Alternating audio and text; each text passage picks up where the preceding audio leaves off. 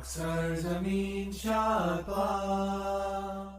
alaikum, I'm Manar from Morocco and you're watching Moroccostani Reactions. In today's video I'll react to India finally landed on Moon's South Pole.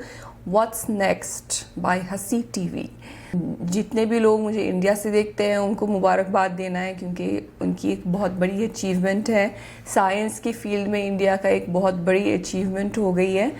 तो I guess कि India जो है वो fourth मुल्क हो गया, fourth country हो गया है जो चांद तक पहुंच गया है और साउथ पोल तक पहुंचने में जो है वो सेकंड कंट्री आफ्टर चाइना। लेकिन मुझे सबसे ज़्यादा इंटरेस्ट है व्हाट्स नेक्स्ट पर। व्हाट्स नेक्स्ट मतलब कि इस अचीवमेंट के बाद क्या होने वाला है या उस अचीवमेंट का मकसद क्या था और क्या होने जा रहा है उसके बाद, ये जानने के लिए ये वीडियो एंड तक ज़रूर देख लीजिए। So India finally landed on moon south pole, what's next and let's start the video. 1 2 3। अस्सलाम वालेकुम दोस्तों, मेरा नाम है हसीब शफकत और आप देख रहे हैं हसी टीवी।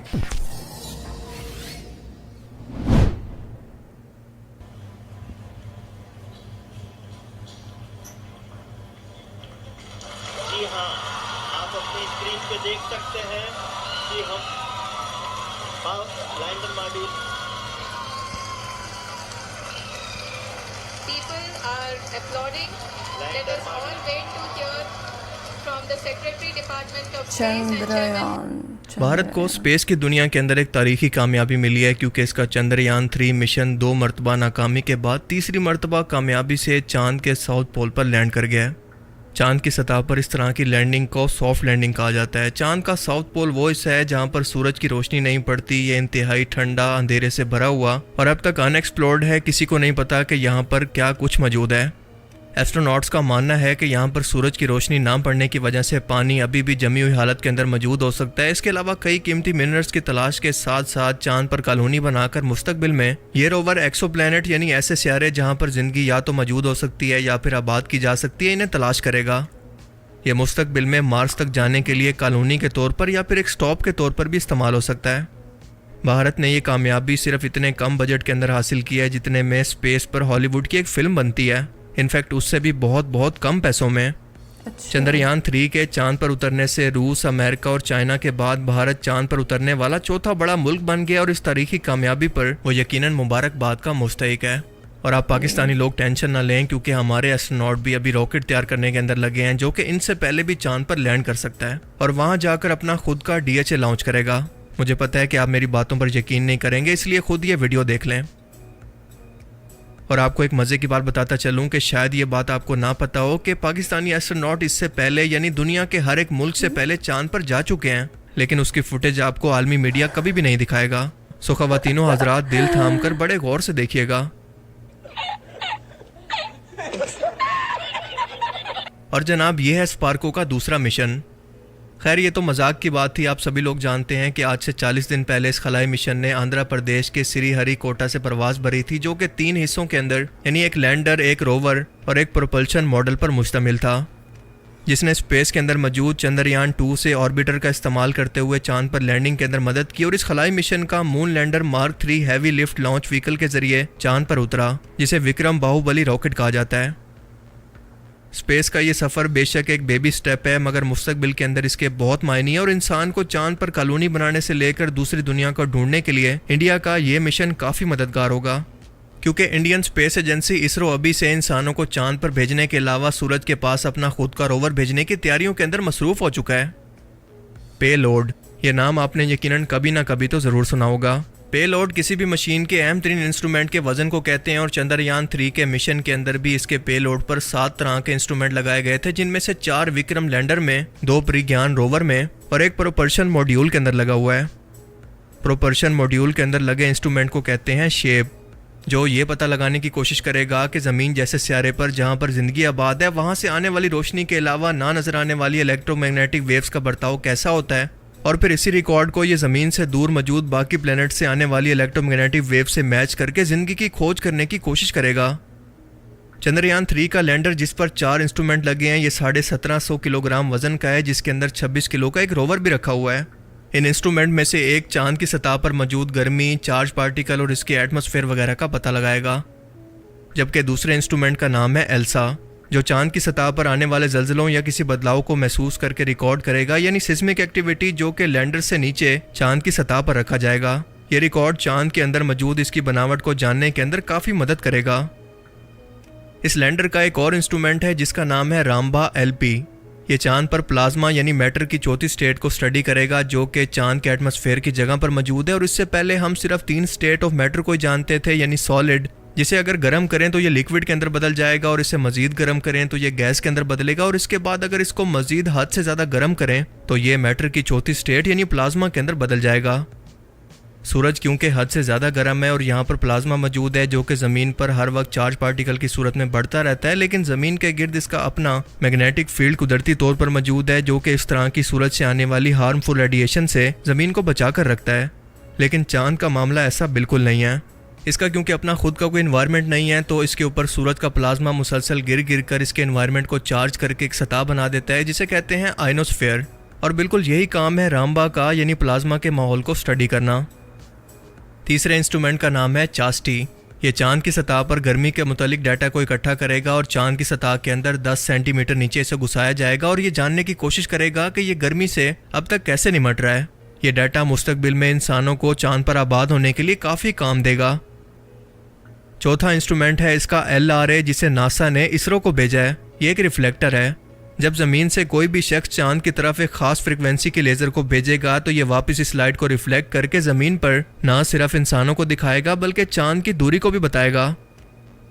बाकी 2 इंस्ट्रूमेंट इस 26 किलो के रोवर के अंदर मौजूद हैं, जिसे प्रज्ञान रोवर कहते हैं, और इसके अंदर ऐसे इंस्ट्रूमेंट मौजूद हैं जो कि चांद की सतह पर मिनरल को तलाश करेंगे। देखें, हर एक मैटर से लाइट अलग अलग तरीके से इंटरेक्ट करके ख़ास किस्म के लाइट का पैटर्न बनाती है, जिसे स्टडी करके इस मिनरल या फिर इसके मैटर की कंपोजिशन का पता चलाया जा सकता है कि वो कौन सा है। पहला इंस्ट्रूमेंट है APXS। इसमें क्यूरियम 244 रेडियो एक्टिव एलिमेंट का इस्तेमाल किया गया है, जो कि चांद की सतह पर रुक करके अल्फा पार्टिकल्स और एक्स रेज को छोड़ेगा, जिससे चांद की मिट्टी के अंदर मौजूद एलिमेंट्स उन पार्टिकल से टकराकर वापस इस इंस्ट्रूमेंट के अंदर आएंगे, जहां पर क्यूरियम के साथ एक छोटा सा सेंसर मौजूद है, जो कि ये जज कर लेगा कि ये मिट्टी किन किन चीज़ों से बनी है। दूसरे इंस्ट्रूमेंट का नाम है लिब्स। इस इंस्ट्रूमेंट के अंदर हाई एनर्जी लेज़र मौजूद हैं, जो कि किसी भी मिट्टी या चट्टान के टुकड़े को गर्म करके इसे प्लाज्मा बनाकर इसके अंदर मौजूद केमिकल कंपोजिशन को वापस से जुड़ने से पहले ये पता लगा लेगा कि ये मिट्टी किन किन चीज़ों से बनी है और ये कितनी कितनी चीज़ें इसके अंदर शामिल हैं। और यही चांद की सतह पर असल ख़जाने यानी इसके मिनरल्स की खोज करके इनका पता लगाएंगे। ये रोवर सोलर पैनल से अपनी एनर्जी को हासिल करेगा और ज़मीन पर राब्ते के लिए विक्रम लैंडर को इस्तेमाल करेगा, यानी ये अपना डाटा लैंडर को भेजेगा, जो कि इसे ज़मीन पर इंसानों तक पहुंचाएगा। ये लैंडर भी सोलर पैनल्स को इस्तेमाल कर रहा है। इस मिशन के काम के दिन सिर्फ एक लूनर डे यानी हमारी ज़मीन के मुताबिक सिर्फ 14 दिन के हैं, क्योंकि 14 दिन के बाद इस हिस्से पर शदीद ठंड होती है और बेतहाशा अंधेरा होता है, लिहाजा सूरज की रोशनी ना मिलने की वजह से ये सोलर पैनल चार्ज नहीं हो सकते और बिना पावर के अपना कोई मिशन नहीं कर सकते। भारत का ये मिशन एक बहुत बड़े प्लान का हिस्सा है, जो कि चांद की सतह पर खोज करने की शुरुआत कर रहे हैं। और इससे पहले मिशन जो कि रशिया और अमेरिका ने भेजे थे वो स्पेस की रेस की वजह से थे, यानी इंतहाई महंगे और बिना किसी मकसद को हासिल करने के।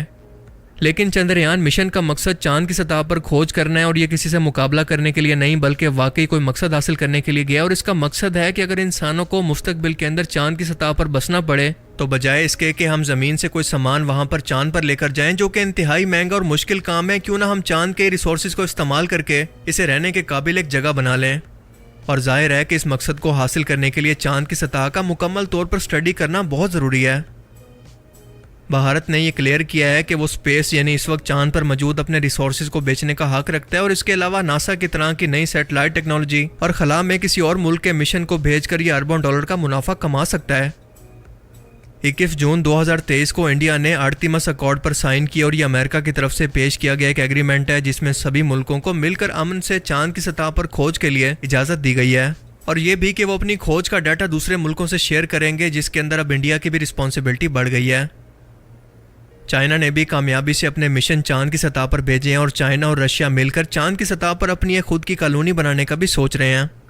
देखें, चांद का मुस्तकबिल दुनिया के यही मुल्क मिलकर लीड करने वाले हैं कि मुस्तकबिल के अंदर चांद की सतह पर कौन आबाद होगा उसके मिनरल्स पर किसका हक होगा और साइंस और टेक्नोलॉजी की बदौलत कौन वहाँ पर राज करेगा। ये पैसे और खोज रखने वाले लोगों की बहुत बड़ी गेम होती है, जिसके अंदर अब इंडिया भी शामिल हो चुका है। सो एक बार फिर से अपनी मेहनत और दूरंदेशी के लिए भारत को काफ़ी मुबारकबाद। बाकी आप इस बारे में क्या सोचते हैं, अपनी कीमती राय का इज़हार कमेंट सेक्शन में ज़रूर करें। And thanks for watching this video. अल्लाह हाफिज़।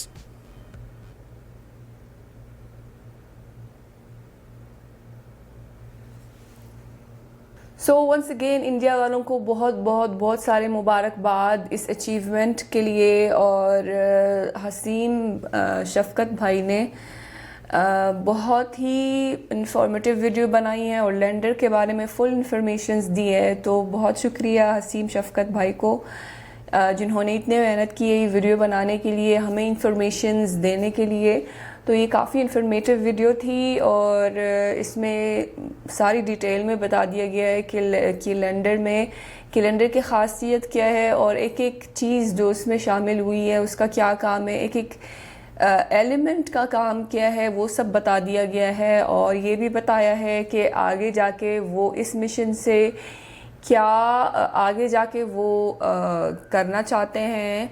लेकिन एक बात बता दे मुझे, ये जानकर कि इंसान के इंटेंशंस क्या है ऐसे कामों से, ये जानकर आपको डर नहीं लगता है कि मतलब नॉलेज हासिल करने के हद तक जो है वो कहानी सही है कि ताकि हमें बाहर के सैयारों के और इस तरह चांद के कंपोजिशन के बारे में पता चले कि वो वहाँ पर क्या क्या है, और लेकिन उसको आबाद किया जाए। मतलब वहाँ पर भी जो है इंसान आबाद करना चाहता है चांद को और सैयारों को, वहाँ पर रहना शुरू करें, वहाँ के मिनरल्स जो हैं वो सब लूटना शुरू करें। मतलब जो ज़मीन पे, जो अर्थ पे जो इंसान ने तबाही मचाई है वो काफ़ी नहीं है। एक ज़मीन मिल गई है इंसान को रहने के लिए, उसको भी इतना तबाह कर दिया, इतना पोल्यूशन हो गया, इतना तबाही मचा दी इंसान ने। उसके बाद जो है वो फिर बाहर की तरफ देख रहा है, चांद को भी देख रहा है कि वहाँ पर जो है आबाद हो जाए और वहाँ पर जो मिनरल्स हैं वो लूटना शुरू करें। और जिस तरह ज़मीन को तबाह कर दिया है वो चांद को भी तबाह करना शुरू करे, बाकी सैयारों को भी तबाह करना शुरू करें। क्या इंसान चाहता क्या है आखिर? मतलब एक ज़मीन जो मिली है रहने के लिए वो काफ़ी नहीं है कि वो अब बाहर भी देखना शुरू करें कि इधर भी चांद को भी आबाद किया जा सकता है। अरे भाई कम ऑन। बाकी मैं आपसे भी सुनना चाहती हूँ कि आपका इस बारे में क्या राय है, कमेंट्स में ज़रूर बता दें। और वंस अगेन एज अचीवमेंट ये एक बहुत बड़ी अचीवमेंट की थी इंडिया की, तो वंस अगेन बहुत बहुत सारी मुबारकबाद इंडिया वालों के। इंडिया वालों को बहुत सारे मुबारकबाद। और बस ये थी आज की वीडियो। उम्मीद है कि आप सबको पसंद आई होगी। और वंस अगेन हसीम शफकत को का बहुत शुक्रिया इतनी सारी इंफॉर्मेशंस लाने के लिए इस वीडियो में। एंड मिलते हैं इंशाल्लाह नेक्स्ट वीडियो में। चलते हैं, अपना बहुत ख्याल रखिएगा। फी अमानिल्लाह।